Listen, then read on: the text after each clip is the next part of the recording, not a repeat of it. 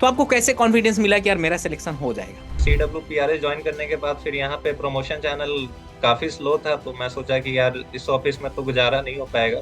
कितने अटेम्प्ट किए थे, हम्म नंबर ऑफ क्वेश्चन? 93 या 94 के अराउंड किया हूँ। टेस्ट अटेम्प्ट कर भी रहे हो तो उसका एनालिसिस करना बहुत ज्यादा जरूरी है। टेस्ट अटेम्प्ट करना इंपॉर्टेंट नहीं है, उसका एनालिसिस उससे भी ज्यादा इंपॉर्टेंट है।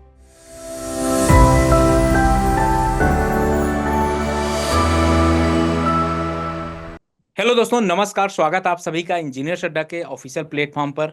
आज ये पॉडकास्ट आप सभी लोगों के लिए बहुत खास होने वाला है, क्योंकि हमारे साथ हैं रितेश राज, जिन्होंने अपने थर्ड अटेम्प्ट में ही एसएससी जेई 2024 में 11th रैंक हासिल किया है, जो अपने आप में एक बहुत ही प्राउड मोमेंट होता है। क्योंकि ऑल इंडिया लेवल पे एग्जाम होता है और उसके अंदर ऑल इंडिया रैंक 11th लेकर आना बहुत बड़ी बात होती है और बहुत लोगों का सपना भी होता है। आज ये पॉडकास्ट में हम बात करने वाले हैं यहाँ पर रितेश से कि इनकी जर्नी किस तरीके से थी, जर्नी के बाद इन्होंने क्या सीक्रेट मेथड अपनाया जिससे इनका सिलेक्शन हो गया। दूसरा, किस तरीके से टॉपिक को या नॉन टेक्निकल टेक्निकल को सबको हैंडल किया जिससे ये थर्ड अटेम्प्ट में ही, और बता दूं सेकंड अटेम्प्ट में भी इन्होंने एसएससी जेई क्वालिफाई किया था, लेकिन वहां पर जॉब न लेकर कॉन्फिडेंस लेवल देखिए फिर से तैयारी किए और अपने थर्ड अटेम्प्ट में ऑल इंडिया रैंक 11th लेकर आए। सारे पॉइंट्स पर यहाँ पर मैं बात करने वाला हूं। तो फर्स्ट ऑफ ऑल स्वागत है रितेश आपका। Thank you sir. कैसा फील कर रहे हो भाई? सर अभी तो काफी लाइट हूँ, बहुत ज्यादा हैप्पी है। अच्छा, और क्या आपने कभी सोचा था कि आपकी 11वीं रैंक आएगी? नहीं, 11th रैंक आएगी ये तो नहीं सोचा था, लेकिन ये दिमाग में जरूर था कि इस बार CPWD में 40 सीट है जनरल की। तो हम्म। मुझे AIR 40 के अंदर लानी है। तो मैंने मेंस का एग्जाम दिया इस बार, और अनफॉर्चुनेटली मुझे लग रहा था कि मैंने मेंस में स्क्रू अप किया है। तो उसके बाद फिर मैं रूम पे आके बहुत ज्यादा मतलब डिमोटिवेट भी हो गया कि यार मैंने क्या कर बैठा। 5 साल से सेम चीज की तैयारी कर रहा हूँ, उसके बाद भी मिस्टेक्स हो जा रहे हैं। उसके बाद मैं सोच के बैठा था कि मुझे MES मिलेगा, और मैंने MES का लोकेशन भी देख लिया था। यार ठीक है, मेरी रैंक तो हो सकता है मुझे CPWD ना मिले, MES मिल जाएगी तो मे बी होम टाउन के पास मुझे मिल जाएगी, मुझे अपनी जॉब। हम्म। लेकिन फॉर्चुनेटली जब रिजल्ट आई तो मेरी रैंक ऑल इंडिया रैंक 18 थी, और कैटेगरी रैंक इलेक्ट्रिकल में मेरी 11 थी। ओके। तो मुझे CPWD मिल गई उसके बाद। वाह यार रितेश, जब रिजल्ट आया तो क्या रिएक्शन था आपको और आपके घर वालों का? सर मैं तो अभी पुणे में रहता हूँ, अपने दोस्तों के साथ था उस टाइम बाहर में। एक मैं अभी CWPRS में वर्किंग हूँ सर, SSC जी 2022 से। Okay okay. तो मेरी एक कलीग ने मुझे कॉल किया, पूछा उन्होंने कि हुआ रितेश तुम्हारा। मैंने बोला किस में भाई। तो फिर वो बताया कि ये रिजल्ट आ गया है, देख लो। फिर थोड़ी देर बाद मैं जब तक टेलीग्राम पे जाकर लिस्ट ढूंढ ही रहा था, तब तक दोबारा उसका कॉल आ गया कि हाँ तुम्हारे पापा का नाम अनिल कुमार है क्या। बोला, हाँ। यानी मेरा ही है। फिर मैंने देखा कि कौन से डिपार्टमेंट मिला है, फिर फाइनली सुकून मिला। मतलब एक इतना कॉन्फिडेंस यार कि इलेक्ट्रिकल में, जैसे आपको पता है कि सीटें बहुत कम होती हैं, ठीक है ना, इलेक्ट्रिकल में सीटें बहुत कम होती हैं एसएससी जेई की रिस्पेक्ट में। तो आपको कैसे कॉन्फिडेंस मिला कि यार मेरा सिलेक्शन हो जाएगा? क्योंकि बहुत ऐसे बच्चे होते हैं ना जो क्विट कर जाते हैं यार कि नहीं हो पाएगा। आपके अंदर ये मोटिवेशन कहाँ से आया कि हो जाएगा? सर मैंने डिप्लोमा किया है, उसके बाद फिर बीटेक किया हूँ। तो मैंने डिप्लोमा फाइनल ईयर में SSC जेई के प्रीवियस ईयर क्वेश्चन पेपर देखना शुरू किया था। तो क्वेश्चन के लेवल को देख के मुझे लगा कि नहीं, ये एग्जाम मैं निकाल सकता हूँ, तो वहां से मैंने प्रिपरेशन शुरू किया। बीटेक में SSC जेई 2022 में मैंने पहला अटेम्प्ट दिया अपना SSC का। तो उसमें मेरी रैंक जो आई थी वो 257 थी, जिससे मुझे CWPRS मिला। उस पेपर में सर प्रीलिम्स और उस वक्त ना मेंस ऑब्जेक्ट सब्जेक्टिव होता था, ऑब्जेक्टिव ऑब्जेक्टिव के होता था। बजाय हाँ। सब्जेक्टिव होता था। तो मेरे मेंस में तो बहुत अच्छे नंबर आए थे, 253 थे आउट ऑफ 300। 300। एंड प्रीलिम्स में मेरे नंबर थे 126, जिसमें मैंने रीजनिंग में तो बहुत अच्छा स्कोर किया था, 45 प्लस था। और टेक्निकल में भी मेरे 70 अबव थे। और वहां पर सर मैंने लैग किया था इसमें, GS में। GS मेरा इतना गंदा था सर कि जैसे 2022 में मुझे याद है एक क्वेश्चन पूछा था उन्होंने कि भारत में सबसे कम साक्षरता वाला राज्य कौन सा है। लिटरेसी रेट के हम्म। में। तो मैं खुद झारखंड का हूँ, झारखंड का हूँ, गांव बिहार में है, और बिहार ही था उसका ऑप्शन। मुझे लगा बिहारी कि आंसर है। बिहार होगा, मैंने असम मार के आया उसमें, और 0.6 नंबर की वजह से मेरी सीपीडब्ल्यूडी चुक गई थी 2022 वाले में। 0.6। ओके, अगर नहीं। वो क्वेश्चन अटेम्प्ट तो भी वो क्लियर हो सकता था, ऐसा था। अच्छा। तो उसके बाद फिर मैं ज्वाइन किया CWPRS अगस्त में। मैं रिजल्ट आ गया था। उसके बाद फिर CWPRS ज्वाइन करने के बाद फिर यहाँ पे प्रमोशन चैनल काफी स्लो था, तो मैं सोचा कि यार इस ऑफिस में तो गुजारा नहीं हो पाएगा। तो फिर मैंने ट्राई किया CPWD के लिए। मैं और मेरे जितने भी दोस्त ज्वाइन किए थे उस वक्त, उन सभी ने एग्जाम दिया दोबारा। उसके बाद फिर प्रीलिम्स मेरा 2023 वाले में भी निकला। 135 नंबर थे, और उस वक्त भी मैं जीएस में लैग कर गया था, मेरे 50 में बस 6 नंबर आए थे। और बाकी टेक्निकल में जो ऑप्टिमम नंबर आते थे और रीजनिंग में जो आते थे वो थे अपने जगह पे। फिर मुझे समझ में आया कि मैं ये नन टेक वाले पोर्शन में लैग कर रहा हूँ, लाइक जीके जीएस। तो मैंने स्पेशल ध्यान दिया उसी सब्जेक्ट पे 2024 के लिए। तब तक 2023 की जो रिजल्ट आई थी, तब तक 2024 के वैकेंसी की जो नोटिफिकेशन थी वो आ गई थी। जनवरी में रिजल्ट आई थी 2023 वाले की, और उसमें सर मेरे 400 नंबर बने थे टोटल, जिसमें 135 मेरे प्री में थे, और 265 या 260 के अराउंड मेरे मेंस में थे। मेंस में इस बार कितने थे? तो 2024 वाले में कितना प्री में, कितने मेंस में नंबर थे? सर 2024 वाले में मेरे प्री में से सर 157.3, ओके, प्री में और नंबर। हम्म। प्री में, और मेरे मेंस में जो नंबर थे वो थे, वो बिना नॉर्मलाइज किए तो 260 थे, और नॉर्मलाइजेशन के बाद वो 280 हो गया था। ओके, वाह यार। तो यहाँ पर अगर मैं आपसे तो पूछ। टोटल मेरे जो टोटल कितने थे आपके? टोटल सर वही 157, और 280 को अगर ऐड कर दो, टू 437 नंबर थे। ओके, वाह यार, बहुत बढ़िया। अच्छा, एक चीज मैं आपसे अगर पूछूं तो प्री आप कैसे हैंडल किए थे? आपका जीएस बहुत वीक था, तो जीएस, रीजनिंग और टेक्निकल तीनों एक साथ कैसे आपने हैंडल किया? हम्म। सर टेक्निकल में क्या है कि मैं काफी लंबे टाइम से पढ़ते आ रहा हूँ, तो जितने भी सब्जेक्ट हैं वो 3 4 बार, 5 बार, 6 बार रिवाइज हो चुके हैं, तो मुझे उसमें टेक्निकल वाले पोर्शन में तो ज्यादा मेहनत करने की जरूरत है नहीं। हम्म। और ननटेक वाला पोर्शन रह गया, तो वो दो से पार्ट कंप्रोमाइज करता है। एक करता है वो रीजनिंग, और दूसरा करता है जीके जीएस। तो रीजनिंग सर फुल्ली प्रैक्टिस पे है, आप जितना प्रैक्टिस करोगे उतनी अच्छी होगी आपकी रीजनिंग। तो मैं ज्यादा से ज्यादा टेस्ट लगाता था रीजनिंग के लिए। और जो जीके वाली पोर्शन थी उसके लिए मैंने मतलब डिफरेंट डिफरेंट कंटेंट यूट्यूब पे देखना शुरू किया, उसके बाद फिर वहां से इम्प्रूव किया मैंने जीके जीएस को। तो इतना इतने हद तक मैंने इम्प्रूव कर लिया कि जहां मेरे 50 में 6 नंबर आ रहे थे, वहां इस बार जीके जीएस में मेरे 28 नंबर आए 50 में। रीजनिंग में कितने थे? तो मेनली मेरे रीजनिंग में सर 45 के अराउंड थे, ओके। और और टेक्निकल में 80 के अराउंड। ओके, तो आप एक चीज बताइए, फिर इसके बाद मेंस में आपके आए थे 280 नॉर्मलाइजेशन के बाद।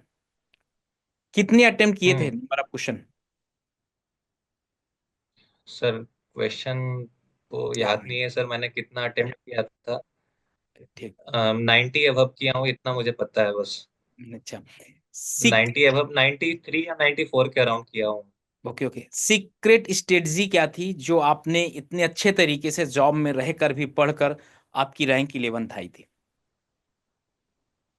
सर सिंपल स्ट्रेटजी यही है कि आप टेस्ट सीरीज दो, टेस्ट सीरीज में जितने भी गलतियां कर रहे हो उसको नोट डाउन करो, उन गलतियों पे काम करो, और वो अगर उन गलतियों पे आप काम करोगे तो वो आगे के जो टेस्ट दोगे आप उसमें वो गलतियां नहीं होंगी, जो कि आपको एक लेवल अप करती जाएंगी धीरे धीरे। और आप धीरे धीरे ऊपर जाते जाओगे, और जो एक कट ऑफ पॉइंट रहता है कि हाँ इसके बाद सारे ही एग्जाम निकलने लगते हैं, उस हम्म। कट ऑफ पॉइंट को आप ब्रेक करोगे, फिर हो जाता है सर सिलेक्शन। तो केवल टेस्ट इससे सीरीज? पहले मैंने इंटर डाल रखा है।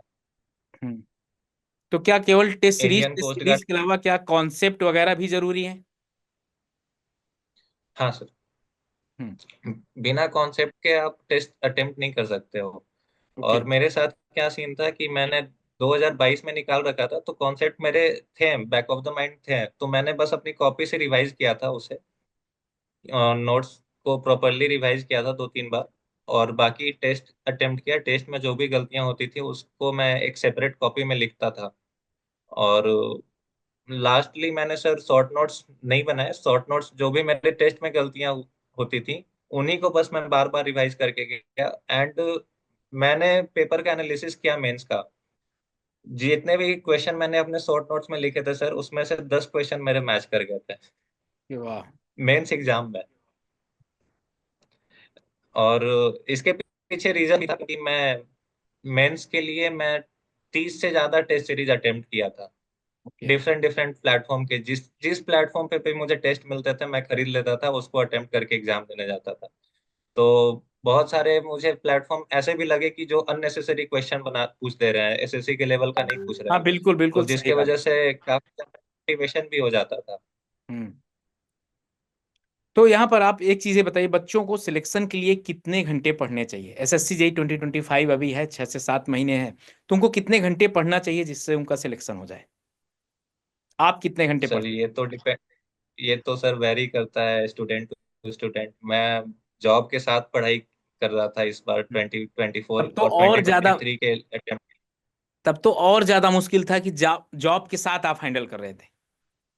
सर तो मैं ऑफिस में टाइम चुराता था अपने सीनियर से, टाइम चुरा कर उस वक्त ईयरफोन लगाकर देख लेता था जीएस के वीडियो लेक्चर्स जो भी मिलते थे। और कभी कभी मौका मिलता था तो वहीं पर शॉर्ट नोट्स भी बना लेता था। और फिर रूम पे आके टेस्ट अटेम्प्ट किया। फिर टेस्ट अटेम्प्ट किया तो फिर उसका टेस्ट अटेम्प्ट कर भी रहे हो तो उसका एनालिसिस करना बहुत ज्यादा जरूरी है। टेस्ट अटेम्प्ट करना इंपॉर्टेंट नहीं है, उसका एनालिसिस उससे भी ज्यादा इंपॉर्टेंट है। हाँ बिल्कुल, एकदम तो सही ऐसे आपने करके बोला है। टाइम टाइम मैनेजमेंट करके मैं ये इस अटेम्प्ट को दिया। और बाकी जो घंटे वाली लॉजिक है सर, वो मैं मानता हूँ कि वो वेरी करती है स्टूडेंट टू स्टूडेंट। किसी को एक कॉन्सेप्ट समझने में 1 घंटे लगते हैं और किसी को वही कॉन्सेप्ट समझने में पूरी दिन लग जाती है। तो वो वेरी करता है सर, घंटे मैटर नहीं करते, आपकी पढ़ाई में एफिशिएंसी कितनी ज्यादा है जिस वक्त आप पढ़ रहे हो वो ज्यादा मैटर करता है सर। तो यहाँ पर अभी आपको मेरे दोस्तों बता दूं कि जैसे कि आपने यहाँ से पॉडकास्ट में अभी तक ये देखा होगा, जितनी भी हमने बात किया उससे एक निष्कर्ष ये निकला है कि सबसे पहले आपको सिलेक्शन लेना है तो अपने कॉन्सेप्ट को जानो, पहचानो। कॉन्सेप्ट के बाद फिर आओ पीवाईक्यू में, फिर इसके बाद टेस्ट सीरीज। जब भी आप टेस्ट सीरीज दो, नंबर ऑफ टेस्ट सीरीज आपके कम से कम 50+ होने चाहिए। फुल मॉक की बात कर रहा हूं मैं। नंबर ऑफ टेस्ट 50+ होने चाहिए। उनका बाकायदे टाइम, मतलब विद ड्यूरेशन होना चाहिए। और याद रखिएगा उसका एनालिसिस बहुत ज्यादा इंपॉर्टेंट है आपके एग्जाम के पॉइंट ऑफ व्यू से। तब इसके बाद आप तैयार हो सकते हैं किसी भी एग्जाम को क्वालिफाई करने के लिए। और यहाँ पर एक चीज आप ये बता दीजिए, रिवीजन कितना ज्यादा इंपॉर्टेंट है सिलेक्शन के लिए? बहुत ज्यादा इंपॉर्टेंट है सर, बिना रिवीजन के कुछ भी नहीं हो पाएगा। और एसएससी में बहुत ज्यादा वन लाइनर क्वेश्चन पूछते हैं, तो अगर आप सोच लोगे कि एक बार मैं वन लाइनर टिक कर दिया और उसके बाद फिर याद कर लिया और वो आपके दिमाग बैक ऑफ माइंड में वो रिटेन हो जाएगा, तो ये पॉसिबल नहीं है। बार ओके। बार रिवीजन करना पड़ेगा। मैं अगर जीएस की बात करूं तो मैं जीएस के जितने भी सब्जेक्ट थे उसको मैं एटलीस्ट 10 बार रिवाइज करके गया था। वाह। उसके बाद फिर टेक्निकल के जो सब्जेक्ट थे उसको भी मैंने, मतलब जो भी मैंने गलतियां की थी टेस्ट सीरीज में, उसको भी मैंने 10-15 बार रिवाइज करके गया था, ताकि एग्जाम में वो गलती ना हो मुझसे। वो रिग्रेट ना रह जाए कि हाँ यार ये क्वेश्चन जो था मैंने अपने कॉपी में लिखा और मेरे दिमाग में नहीं है, उसके वजह से मैं ना छोड़ दूं, इस वजह से मैंने बहुत बार रिवाइज किया था। बिल्कुल। तो एक चीज ये बताइए, इस जर्नी में आपके घर वालों के, आपके दोस्तों का कितना योगदान था? सर मैं जब भी डिमोटिवेट होता था तो अपने दोस्तों को ही कॉल करता था कि यार क्या कर रहा हूँ, मुझे समझ में नहीं आ रहा है, मेरा होगा सिलेक्शन या नहीं होगा। तो दोस्तों ने बहुत हेल्प किया। वो मूड जो था वो बिल्कुल चिल आउट कर देते हैं वो। मैं नाम लूंगा तो दोस्त, बिल्कुल। तो मतलब बहुत अच्छे अच्छे दोस्त हैं। मैं जैसे रवि है मेरा फ्रेंड, यहाँ ऑफिस में कपिल है, उसके बाद फिर आदित्य है। तो और भी बहुत सारे दोस्त हैं जिनका मैं नाम भूल रहा हूँ, लेकिन उन्होंने बहुत ज्यादा हेल्प किया। वो बुरा मान जाएंगे सर अगर मैं उन, मतलब क्या बोलूं। नहीं ठीक है, ठीक है। और रही बात फैमिली, हाँ। तो फैमिली सपोर्ट काफी था। मैं पहले से जॉब में था, तो ऐसा नहीं था कि प्रेशर था कि हाँ यार ठीक है, ये जॉब भी लेवल 6 की है, वो भी लेवल 6 की है, हाँ लेकिन वो डिपार्टमेंट बहुत अच्छी है, CPWD। हाँ बिल्कुल। तो फैमिली का सपोर्ट भी था, बना हुआ था सर पे। उनके सपोर्ट के बिना कुछ भी पॉसिबल नहीं। ओके। नहीं एकदम बहुत। क्या आपका फाइनल डेस्टिनेशन यही है कि आगे का भी अभी आप सोच रहे हैं कि ईएससी या एई लेवल के कोई एग्जाम? सर सोच तो रहा हूँ, लेट्स सी क्या होती है इन फ्यूचर। नहीं बिल्कुल ठीक है, बहुत अच्छा है। यहाँ पर आप एक चीज बताइए, जैसे अभी एसएससी जेई आपका 2025 वाला जो एसएससी जेई है, उनमें भी 6 से 7 हम्म। मंथ बचे हुए, 6 to 7 मंथ हैं अभी। तो बच्चों को किस तरीके से तैयारी करना चाहिए जिससे उनका सिलेक्शन हो जाए फर्स्ट अटेम्प्ट में ही? क्या करना चाहिए आप? First of all hmm. Syllabus, सबसे पहले तो सिलेबस का प्रिंट आउट निकाल लो। हम्म। एसएससी की खास बात यह है कि वो सिलेबस के बाहर कुछ भी नहीं पूछती। एक दो माइनर क्वेश्चन पूछती है, तो वो किसी से नहीं बनते सिलेबस के बाहर वाले।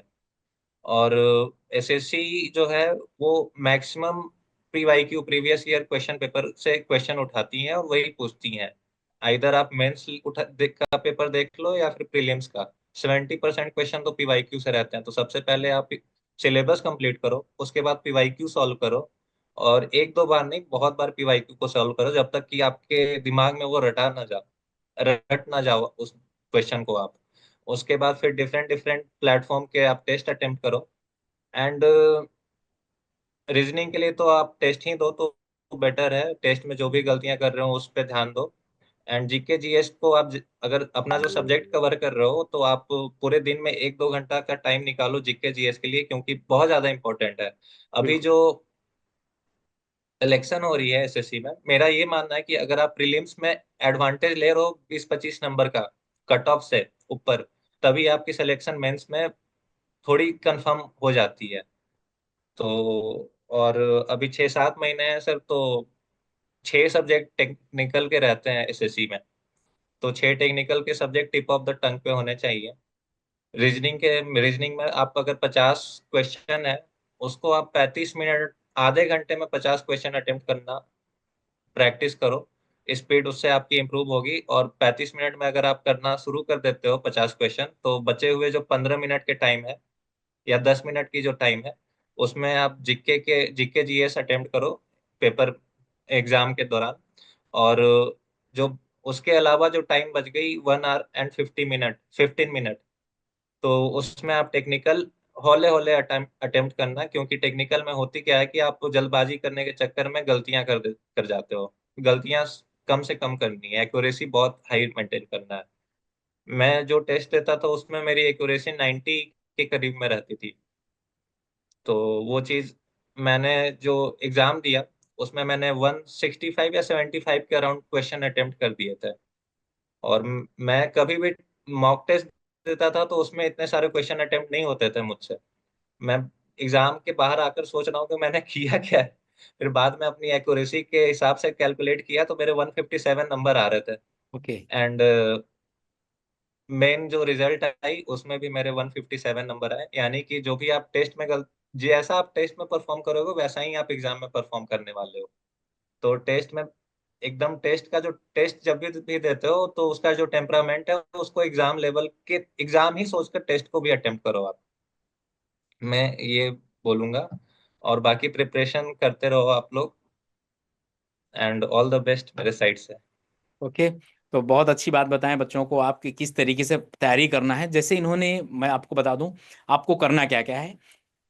सबसे पहले आप अपने कॉन्सेप्ट क्लियर करिए, पीवाई लगाइए, एमसीक्यू लगाइए, रिवीजन बहुत ज्यादा जरूरी है। अच्छा, एक यहाँ पर बच्चों का और एक डाउट होता है, शॉर्ट नोट्स कैसे बनाएं? सर शॉर्ट नोट्स मेरे हिसाब से, जो भी चीजें आपके दिमाग में हैं पहले से, उनको नहीं लिखना है। हम्म। जो आपके दिमाग में नहीं है उनको लिखिए, और उनको बार बार आप रिवाइज करिए। ओके। यही है sir perfect strategy short notes के लिए। ओके। तो यहाँ पर बहुत ऐसे बच्चे हैं जो 2024 में मेंस दिए हैं और उनको फाइनली सिलेक्शन नहीं हो पाया। और बहुत ऐसे बच्चे यहाँ तक सोच रहे हैं कि गिव अप कर दें क्या। तो आपके हिसाब से उनके लिए क्या सजेशन होगा कि उनको तैयारी करनी चाहिए या गिव अप कर देना चाहिए? आपकी तरफ से क्या सजेशन होना चाहिए? सर ये तो इंडिविजुअल के ऊपर डिपेंड करती है कि वो क्या डिसीजन लेते हैं, लेकिन मैं बोलना चाहूंगा कि अगर आप बॉर्डर लाइन पे हो, 15-20 नंबर से चुके हो आप एग्जाम को, तो आप तैयारी अपनी कंटिन्यू रखो। अपनी गलतियों को पहचानो कि क्या गलती किए हो आप इस अटेम्प्ट में, कहाँ पे आप चूक गए, और अगले अटेम्प्ट में उन गलतियों को रिपीट बिल्कुल नहीं करना है।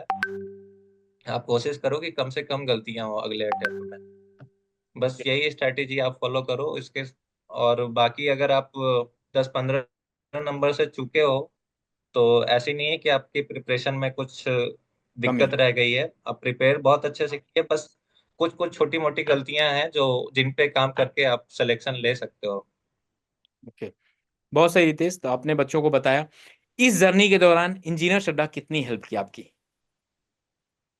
सर काफी हेल्पफुल थी इंजीनियर अड्डा। मैं करंट अफेयर्स देखता था इंजीनियर अड्डा से, जो कि बहुत ज्यादा हेल्पफुल हुई मेरे एग्जाम में। तो थैंक यू यार रितेश, आप आए, बच्चों को बहुत इंपॉर्टेंट इंपॉर्टेंट मैसेज दिए जिससे कि उनकी जर्नी और भी आसान हो सकती है। क्योंकि बहुत ऐसे बच्चे हैं जो सोचते हैं कि जॉब के साथ नौकरी की जॉब के साथ गवर्नमेंट जॉब की तैयारी नहीं किया जा सकता, लेकिन मैं बता दूं, ये रितेश ने करके दिखाया है। और पिछले बार इनकी रैंक जितनी थी और इस बार ऑल इंडिया रैंक 11 सिक्योर करना बहुत बड़ी बात होती है। एक चीज मैं बता दूं, जब आप ठान लेते हैं कि मुझे करना है तो बिल्कुल हो जाता है। सब कुछ आपकी सोच पर डिपेंड करता है।